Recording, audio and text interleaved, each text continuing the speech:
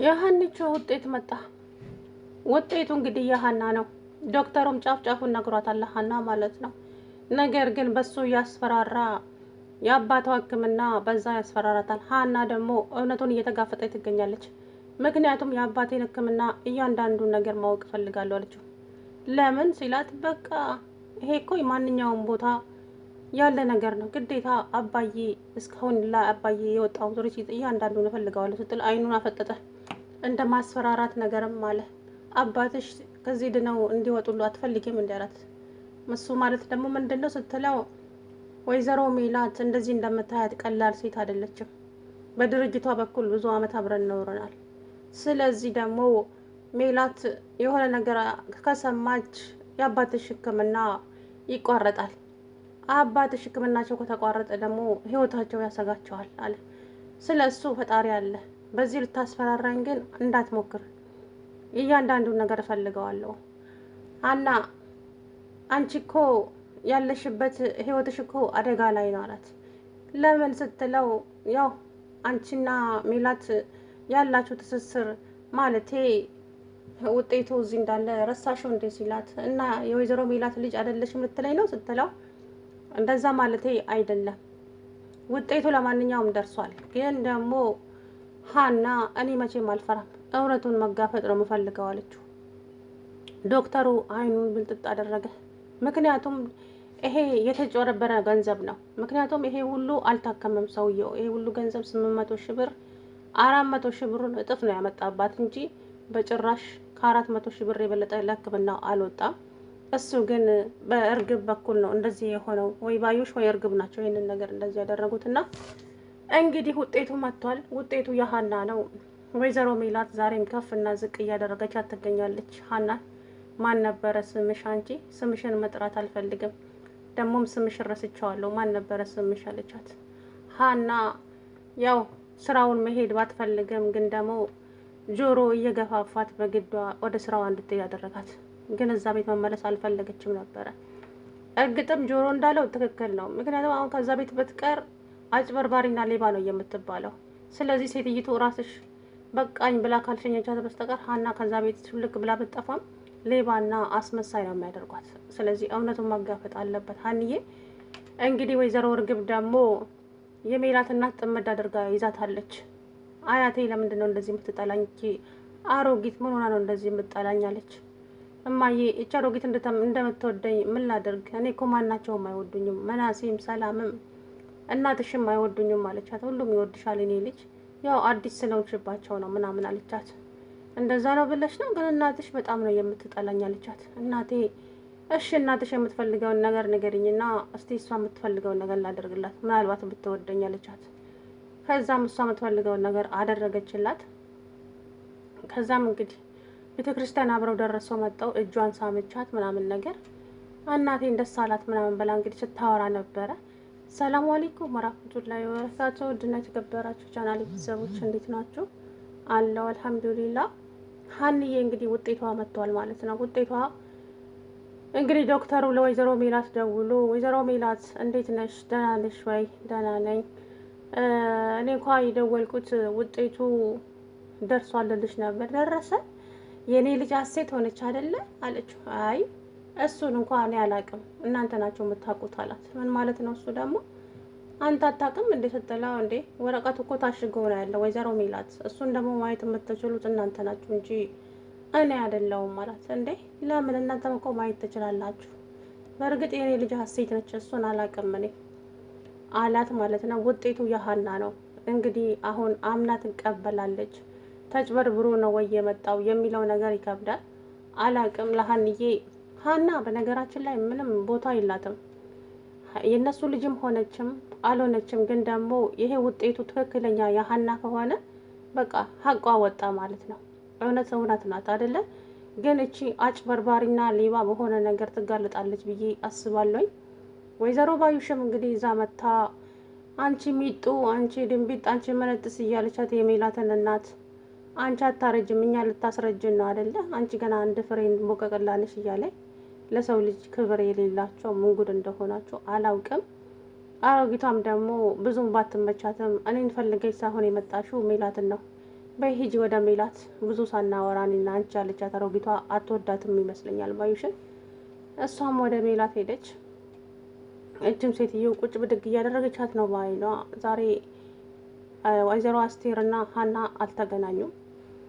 ከዛም እንግዲህ ወይዘሮ ሜላት መኝታ ክላሷ አስገብታ ሀናን አንቺ ምንድነው ፍላጎትሽ አለቻት። ምን እፈልጋለሁ ትዬ አለቻት። ታዲያ እስካሁን ስራሽን ትተሽ እንዴ የቤቱን ስራ እኔ እንዲሰራልሽ ነው ሰራተኛ መሆንሽ ትረሳሽው? አልረሳውም። አንቺም ደግሞ አባቴ እኮ ሆስፒታል ታሞ እንዳለ ታውቂ የለ እንዴ አለቻት። አውቃለሁ። እና ታዲያ ምን ይጠበስ አለቻት። እኮ አባቴ ጋር ቁርስ ብቻ ስለበላ ምሳ ሳልሰራለት ስለሄድኩ ምሳ ሰርቼ ስለሄድ እዛ ቆይቼ ነው አለቻት። እናም ደግሞ ዶክተሩ ፈልጎኝ ነበር ከሱ ጋር እያወራሁ ነው የቆየሁት።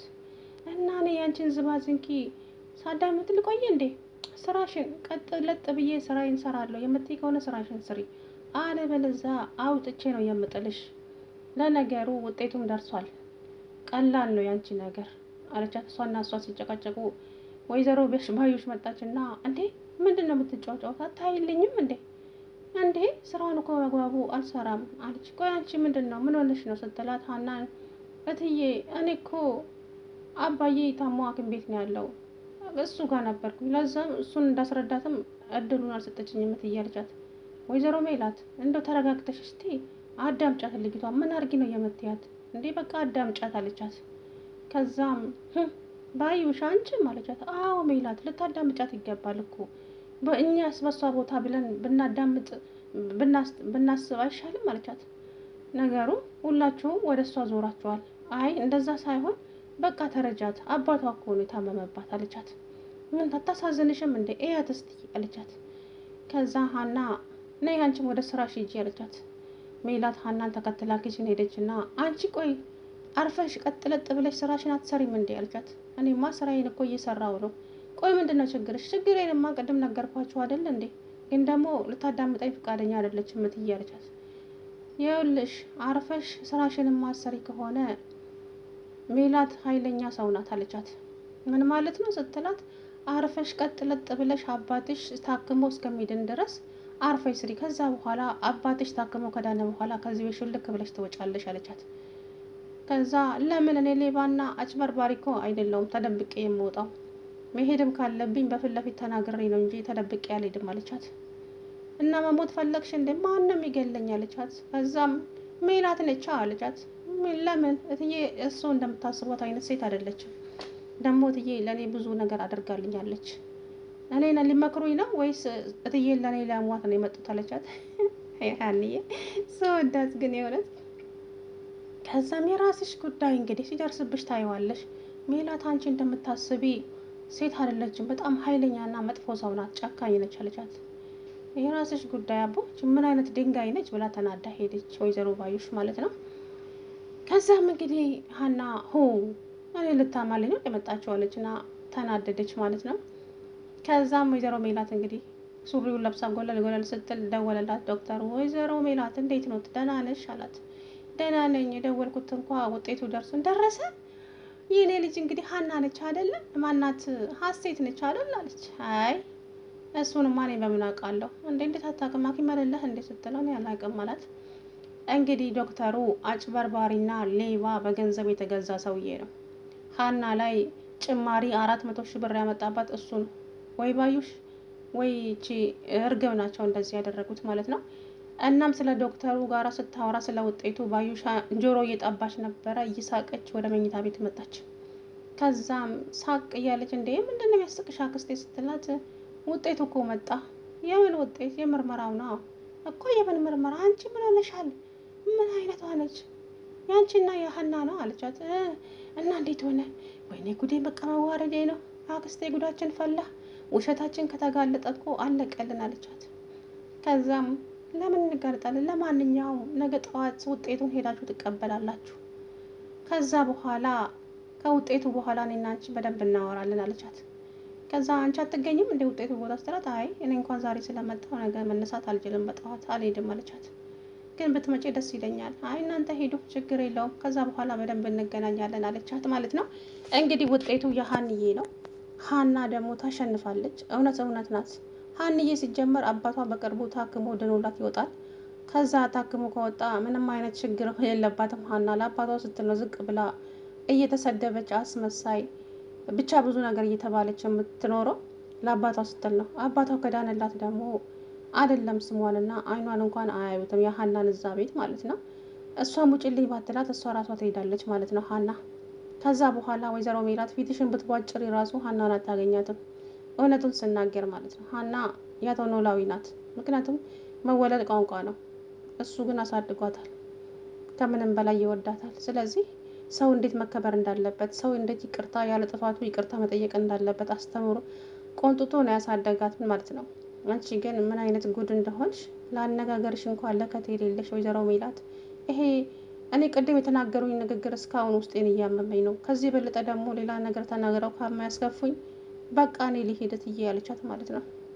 እና ወይዘሮ ሜላት የምትናገራቸው ንግግር እባክሽን አስተካኪ፣ የሰው ልጅ ነች ይሰማ